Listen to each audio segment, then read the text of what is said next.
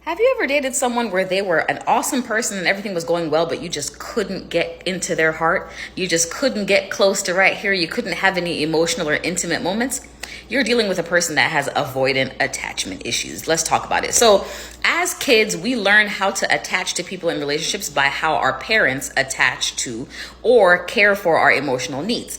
And for some of us, we had parents that took care of us, gave us food to eat and a place to stay, but they did not care for our emotions. You can probably recognize some of these phrases. Suck it up, toughen up, stop crying or I'm going to give you something to cry about. Parents that interact with their kids in this way essentially are not giving them any emotional support when they need it. And what they're teaching that child is that emotions are a switch that should be turned off, and you should operate with your head and not with your heart. The problem is when you try to date one of these people, you will not recognize them off of the bat because they have high self-esteem, good personality, laid back, they're social, they probably have a lot of friends, they've probably had a lot of partners in life, so you don't think there's anything quote unquote wrong with them. So you get into a relationship, you start dating them, but the problem is you can never get too close to these people. They don't cry, they don't emote, they don't share what hurts them, they don't share what they're scared about, they don't share anything intimate or emotional, so you feel like they just have this wall up that's untouchable and you can't get past it. That can be so painful for the person that's in a relationship with this person,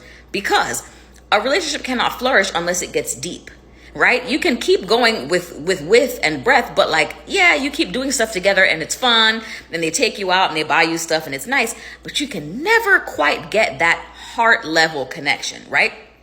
Even for example, if you're going through something emotional, they might be uncomfortable with your emotions.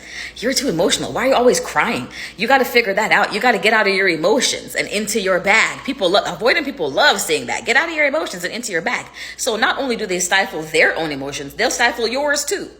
And eventually you will start to feel like a batshit crazy person that has too many emotions. No, baby, you don't have too many emotions. They got zero. Right? And so those surface interactions, that wall, that distance in relationships eventually breaks a relationship down. And oftentimes the other person is trying so hard to fix it and fix themselves and fix, not realizing that you are literally just hitting a wall that you will not get past because that person has an attachment style that makes them avoid emotions. So that could be something like you get into an argument or a heavy topic or conflict with a person and they just walk away. Or they're like, I can't deal with this right now. Or they just shut down and don't talk to you for 3 days.